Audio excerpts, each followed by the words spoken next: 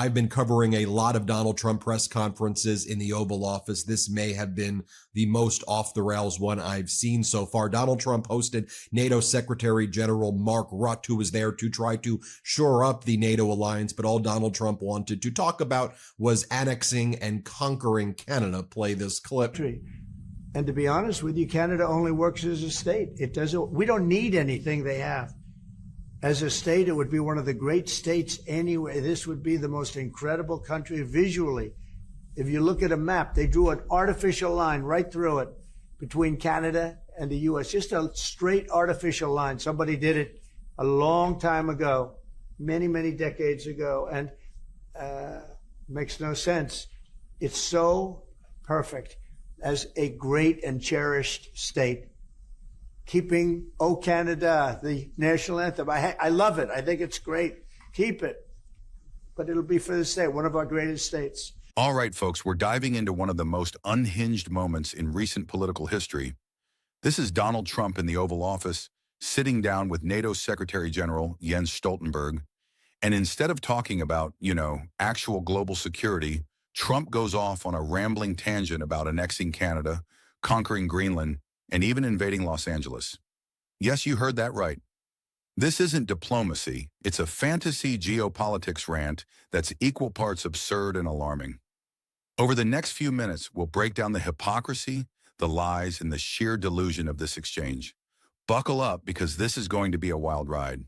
Next, Donald Trump talked about annexing and conquering Greenland and wanted NATO to help the United States of America take over Greenland. Here, play the clip.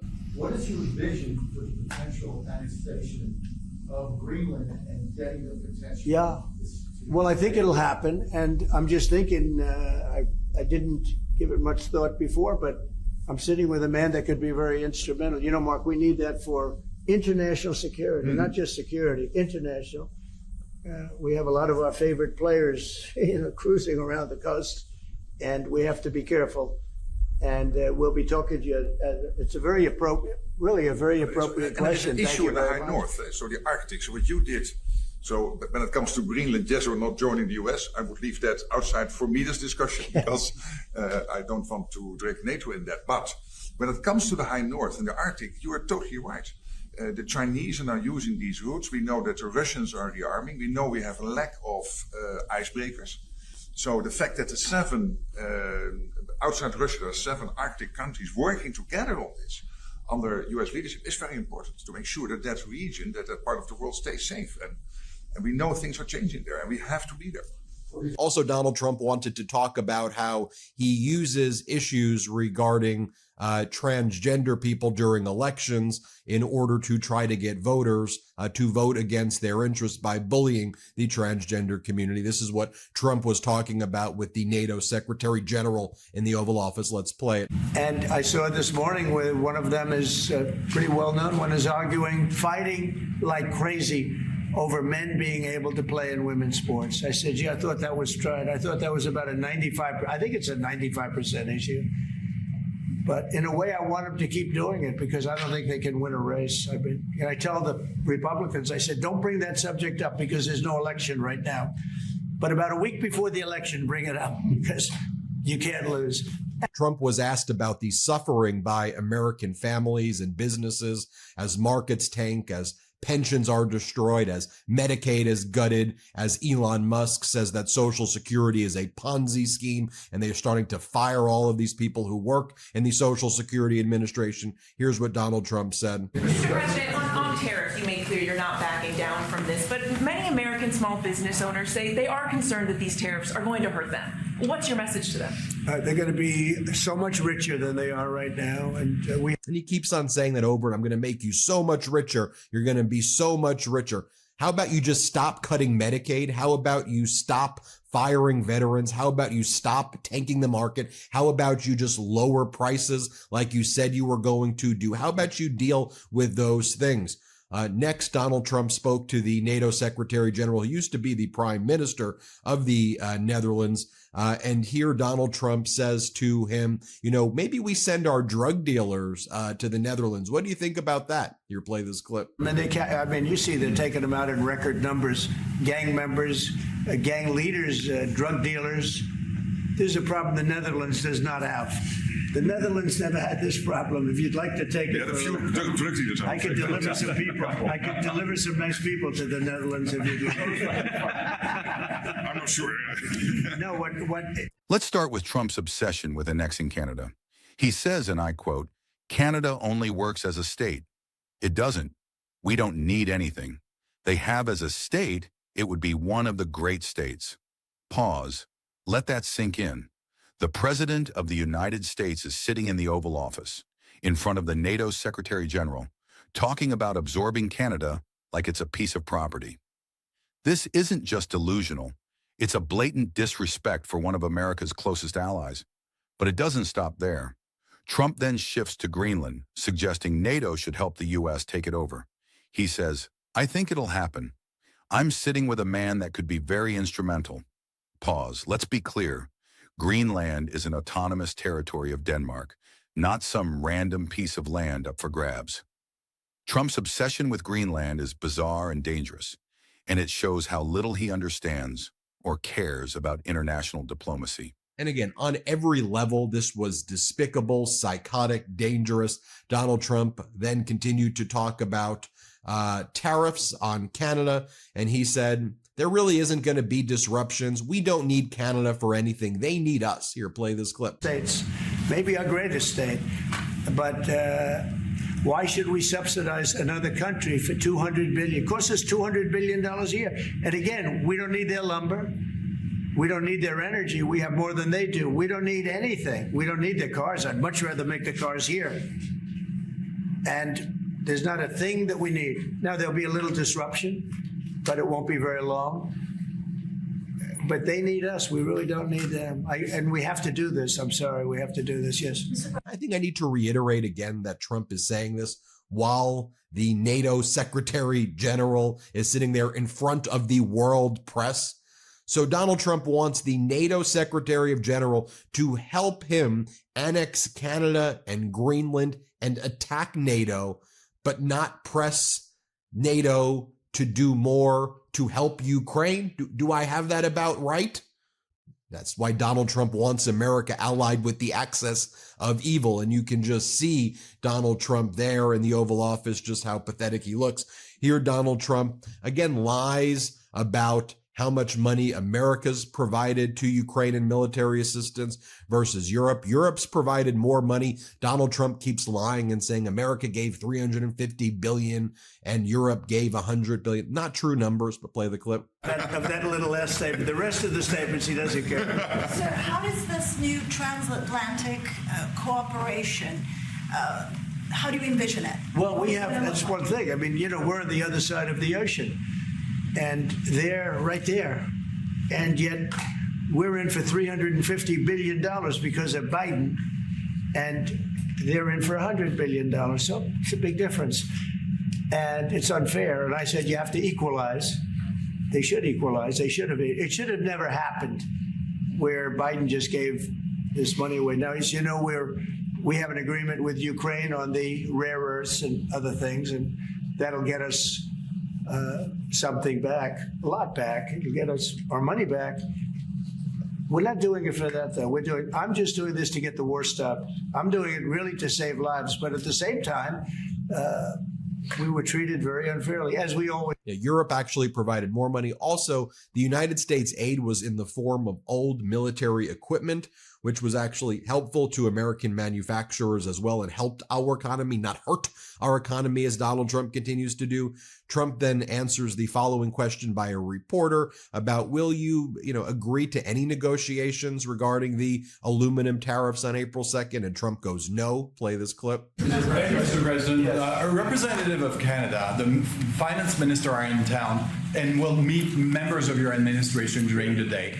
Any chances that you will ban on the tariffs on aluminum and the ones that are planned for April 2nd? No. You are not going to change your mind? No, look, we've been ripped off for years, and we're not going to be ripped off anymore. No, I'm not going to bend at all. Aluminum or steel or cars. We're not going to bend. We've been ripped off as a country for many, many years. Yeah, so you can't have a good faith dialogue with Donald Trump. You can't even try to, because he operates in bad faith, and all of his actions taken together seem with the sole purpose of destroying America, of destroying our economy, of destroying the government. Here, Donald Trump asks NATO to get involved in his desire to annex Greenland, while the NATO Secretary of General is there. Play this clip. But we've been dealing with Denmark, we've been dealing with Greenland, and we have to do it. We really need it for national security. I think that's why NATO might have to get involved in a way, because we really need Greenland for national security. It's very important. Now let's talk about Trump's cynical use of transgender issues as a political weapon. He says, I tell the Republicans, don't bring that subject up because there's no election right now. But about a week before the election, bring it up because you can't lose. Pause. This is shameless. Trump is openly admitting to exploiting a marginalized community to win votes. It's not about policy or principles. It's about power and manipulation. And then there's the Los Angeles water fantasy. Trump claims, I invaded Los Angeles. Can you believe it?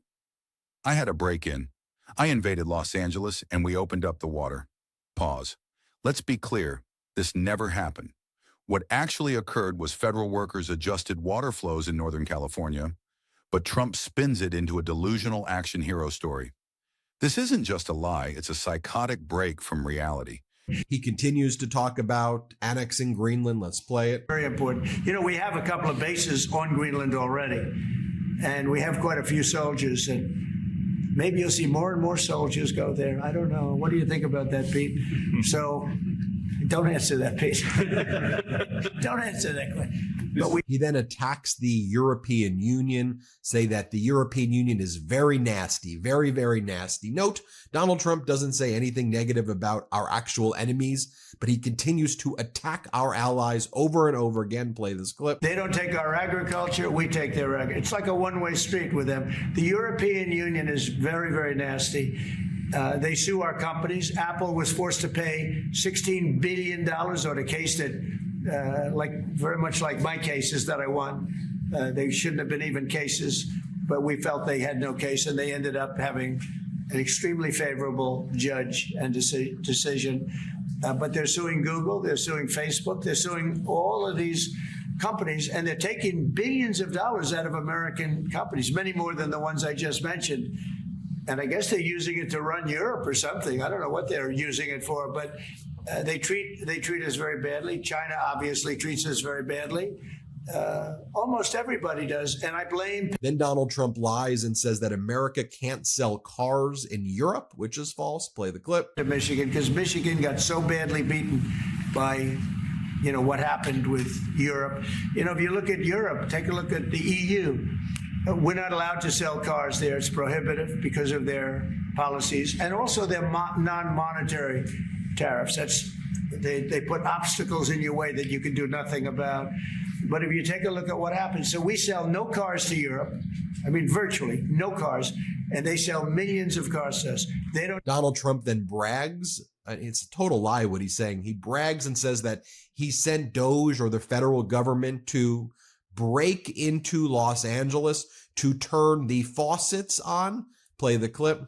And I've been asking them to do that during my first term. I said, do it. I didn't think anything could happen like this, but they didn't have enough water. Now the farmers are going to have water for their land, and the water is in there. But I actually had to break in. We broke in to do it because we had people that were afraid to give water. They were, in particular, they were trying to protect a certain little fish. And I say, how do you protect the fish if you don't have water? They didn't have any water, so they're protecting a fish. And that didn't work out too well, by the way. And here he says it again, how he broke into Los Angeles. He says, this is his direct words, I invaded Los Angeles, he says, and we opened up the water. Play this clip. I broke into Los Angeles. Can you believe it? I had to break in. I invaded Los Angeles, and we opened up the water, and the water is now flowing down. They have so much water, they don't know what to do. They were sending it out to the Pacific for environmental reasons. Okay, can you believe it? And in the meantime, they lost 25,000 houses they lost, and nobody's ever seen anything like it. But he didn't invade Los Angeles. I mean, this is actually a psychotic human being, and I'm not trying to use hyperbolic language. He's psychotic. What he did do was he sent federal workers from the Army Corps of Engineers to Northern California to go into reservoirs that have nothing to do with Southern California after the fires were already done and put out. And this is a true story. He then emptied billions of gallons from reservoirs in Northern California onto farmland, destroying farmland in Central and Northern California, in areas that were actually the reddish areas of California. His own voters, he destroyed their farms, and he's going to screw their ability to farm in the summer as well now by doing this, by just randomly emptying reservoirs nowhere near Southern California. Then Donald Trump is asked if, does he think that our allies should be worried about Russia doing anything to them based on how America's acting? And he goes, no, I wouldn't worry about Putin at all. Play this clip. go ahead, please. Mr. President, some of our allies have said that they're worried that they could be the next to be attacked by Russia. You've spoken directly with the Russian president. Yeah. Do you think those fears are justified? No, I don't. I think when this gets done, it's done. They're going to all want to go home and rest. I don't see it happening. Nope, I don't see that happening. So yes, in front of the NATO Secretary General in the Oval Office, Trump asked for NATO's help to annex Canada, conquer it militarily, to annex Greenland. He attacked the EU. He talked about lying about transgender people during elections in order to win elections, and then told Republicans not to talk about it after elections. He then talked about invading Los Angeles, which he didn't do, but he fantasizes about. And then he continued to demean Europe and said that he would release drug dealers into the Netherlands, where NATO Secretary General used to be the prime minister. So that's what went down in the Oval Office today. Absolutely despicable. So what's the takeaway from all this? This meeting wasn't just a bad day in the Oval Office. It was a damning indictment of Trump's entire approach to leadership. He spent the entire time attacking allies, lying about U.S. aid to Ukraine, and fantasizing about conquest while ignoring real issues like Medicaid cuts and market instability. And let's not forget the double standards. Trump trashes the EU for suing American companies, but stays silent on actual adversaries like China and Russia. He's obsessed with power, but has no idea how to wield it responsibly. This isn't leadership, it's chaos. Trump's behavior isn't just embarrassing, it's dangerous. If this is how he treats allies, it's no wonder the world is losing faith in American leadership. Thanks for watching, and don't forget to like and subscribe for more unfiltered breakdowns of the political circus.